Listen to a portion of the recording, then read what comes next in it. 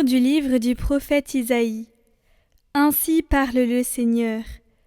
Connaissant leurs actions et leurs pensées, moi, je viens rassembler toutes les nations, de toutes langues. Elles viendront et verront ma gloire. Je mettrai chez elles un signe, et du milieu d'elles, j'enverrai des rescapés vers les nations les plus éloignées, vers les îles lointaines, qui n'ont rien entendu de ma renommée, qui n'ont pas vu ma gloire. Ma gloire, ces rescapés l'annonceront parmi les nations.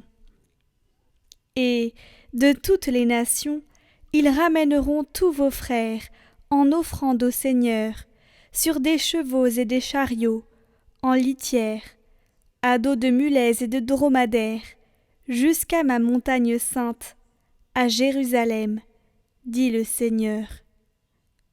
On les portera comme l'offrande qu'apportent les fils d'Israël, dans des vases purs, à la maison du Seigneur. Je prendrai même des prêtres et des Lévites parmi eux, dit le Seigneur.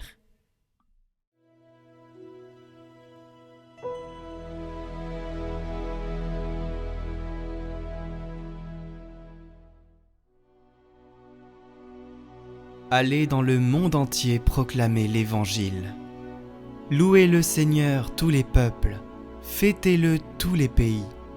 Son amour envers nous s'est montré le plus fort. Éternelle est la fidélité du Seigneur.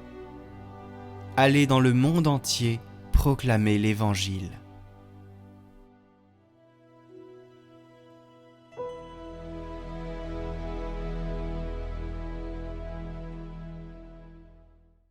Lecture de la lettre aux Hébreux.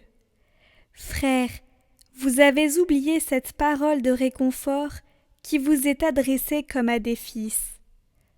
Mon fils, ne néglige pas les leçons du Seigneur. Ne te décourage pas quand il te fait des reproches. Quand le Seigneur aime quelqu'un, il lui donne de bonnes leçons. Il corrige tous ceux qui l'accueillent comme des fils. Ce que vous endurez est une leçon.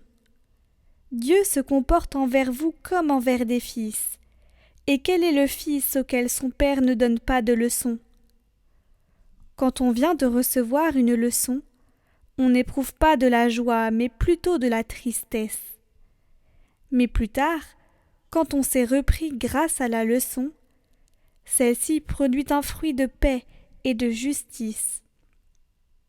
C'est pourquoi redressez les mains inertes et les genoux qui fléchissent, et rendez droit pour vos pieds les sentiers tortueux. Ainsi, celui qui boite ne se fera pas d'entorse. Bien plus, il sera guéri.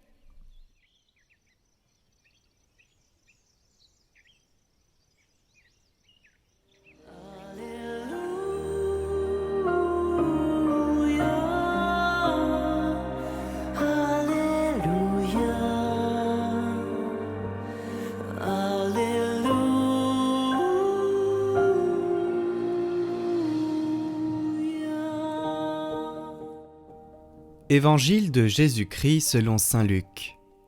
En ce temps-là, tandis qu'il faisait route vers Jérusalem, Jésus traversait villes et villages en enseignant.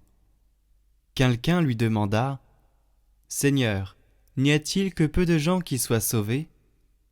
Jésus leur dit : « Efforcez-vous d'entrer par la porte étroite, car, je vous le déclare, beaucoup chercheront à entrer et n'y parviendront pas. Lorsque le maître de maison se sera levé pour fermer la porte, si vous, du dehors, vous vous mettez à frapper à la porte en disant « Seigneur, ouvre-nous », il vous répondra « Je ne sais pas d'où vous êtes ». Alors vous vous mettrez à dire « Nous avons mangé et bu en ta présence, et tu as enseigné sur nos places ». Il vous répondra « Je ne sais pas d'où vous êtes, éloignez-vous de moi, vous tous qui commettez l'injustice. » Là, il y aura des pleurs et des grincements de dents, quand vous verrez Abraham, Isaac et Jacob, et tous les prophètes dans le royaume de Dieu, et que vous-même, vous serez jetés dehors. Alors on viendra de l'Orient et de l'Occident, du Nord et du Midi, prendre place au festin dans le royaume de Dieu. Oui, il y a des derniers qui seront premiers, et des premiers qui seront derniers.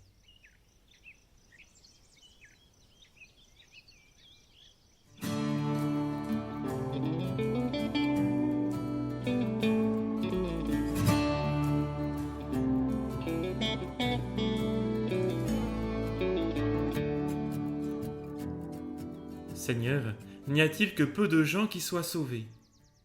Frères et sœurs, la question que cet inconnu de l'Évangile pose à Jésus nous plonge dans le domaine complexe, très complexe, de la théologie du salut.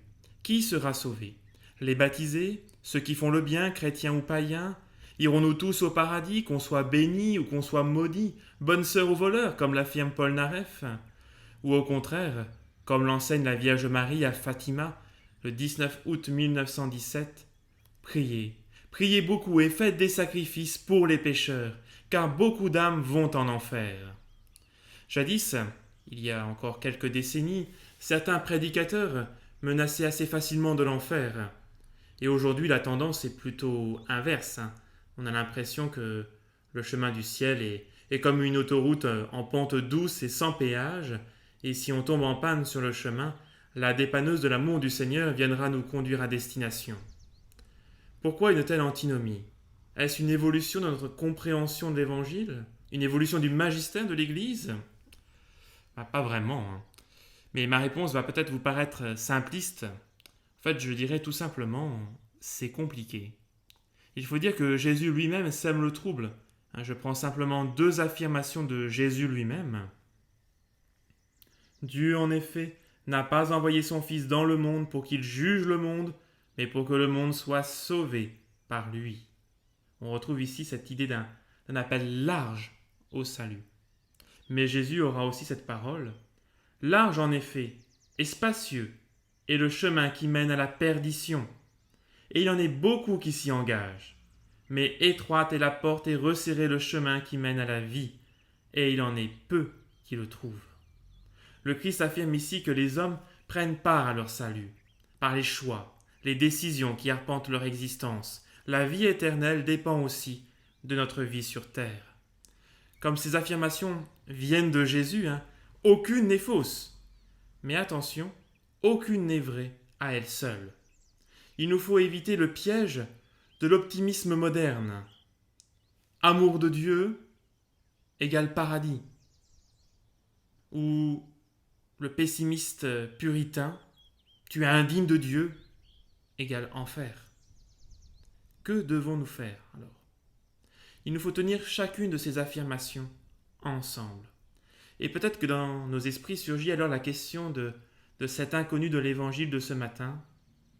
Seigneur, n'y a-t-il alors que peu de gens qui soient sauvés? Et que fait Jésus? Regardez bien. Répond-il à la question? Eh bien non. Voilà bien le genre de questions auxquelles Jésus ne répond jamais directement. Les dates, les délais, tout cela, à ses yeux, n'était que vaine curiosité. On lui demande une sécurité, il répond par une exigence. On lui demande y aura-t-il beaucoup de sauvés? Il répond calmement tâche d'être de cela, rien n'est fait d'avance. Alors, examinons de plus près sa réponse. Elle est composée de 3 images. Première image, la porte étroite. Efforcez-vous d'entrer par la porte étroite, car je vous le déclare, beaucoup chercheront à entrer et n'y parviendront pas. Quand Jésus parle d'une porte étroite, il ne veut pas dire que l'entrée dans le royaume de Dieu sera congestionnée comme une autoroute qui bouchonne au niveau du péage au retour des vacances. Il ne s'agit pas d'un entonnoir qui limite le nombre de personnes pouvant entrer. Il ne s'agit pas d'une porte unique, mais que chacun a sa porte et que cette porte est étroite. Pour tout le monde, il s'agit de s'efforcer d'entrer par cette porte étroite. Si la porte est étroite, si ma porte est étroite, cela veut dire que je ne peux pas m'endormir en me disant que je suis tranquille par rapport à mon salut. Je ne peux pas cesser de me remettre en cause. Deuxième image, le maître de la maison qui se lève pour fermer la porte. « Seigneur, ouvre-moi !» Il vous répondra « Je ne sais pas d'où vous êtes. » Alors vous vous mettrez à dire Nous avons mangé et bu en ta présence, et tu as enseigné sur nos places.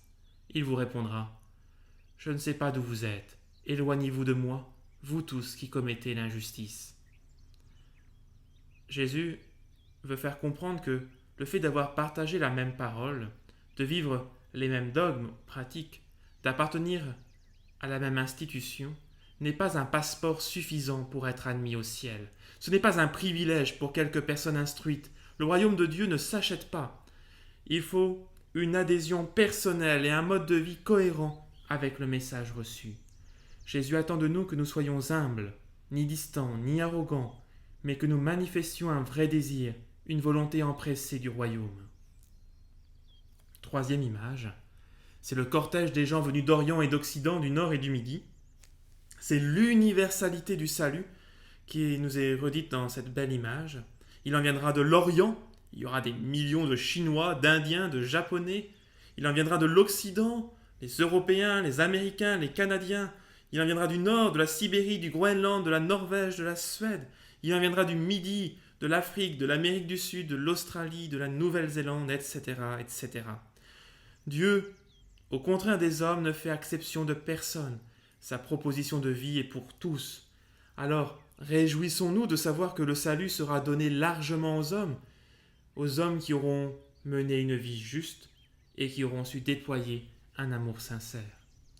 Frères et sœurs, comme l'anonyme de l'Évangile qui pose cette question, Seigneur, n'y aura-t-il que peu de gens qui soient sauvés? Nous aimerions nous aussi avoir des certitudes, des points concrets. Mais retenons bien la leçon de Jésus ce matin. Vous êtes appelés, tous, mais tâche d'être au rendez-vous. Tâche d'être là. Et nous pouvons dire, pour conclure avec le Saint Curé d'Ars, je vous aime, ô mon Dieu, et mon seul désir est de vous aimer jusqu'au dernier soupir de ma vie. Je vous aime, ô Dieu infiniment aimable, et j'aime mieux mourir en vous aimant que de vivre un seul instant sans vous aimer. Je vous aime, ô mon Dieu, et je ne désire le ciel que pour avoir le bonheur de vous aimer parfaitement. Je vous aime, ô mon Dieu, et je n'appréhende l'enfer que parce qu'on n'aura jamais la douce consolation de vous aimer. Ô mon Dieu, si ma langue ne peut dire à tout moment que je vous aime, du moins je veux que mon cœur vous le répète autant de fois que je respire. Ah, faites-moi la grâce de souffrir en vous aimant, de vous aimer en souffrant, et d'expirer un jour en vous aimant et en sentant que je vous aime. Et plus j'approche de ma fin, plus je vous conjure d'accroître mon amour et de le perfectionner. Amen. Prions pour toutes les intentions déposées en commentaire cette semaine. Notre Père, qui es aux cieux, que ton nom soit sanctifié, que ton règne vienne, que ta volonté soit faite sur la terre comme au ciel. Donne-nous aujourd'hui notre pain de ce jour. Pardonne-nous nos offenses, comme nous pardonnons aussi à ceux qui nous ont offensés. Et ne nous laisse pas entrer en tentation, mais délivre-nous du mal. Amen.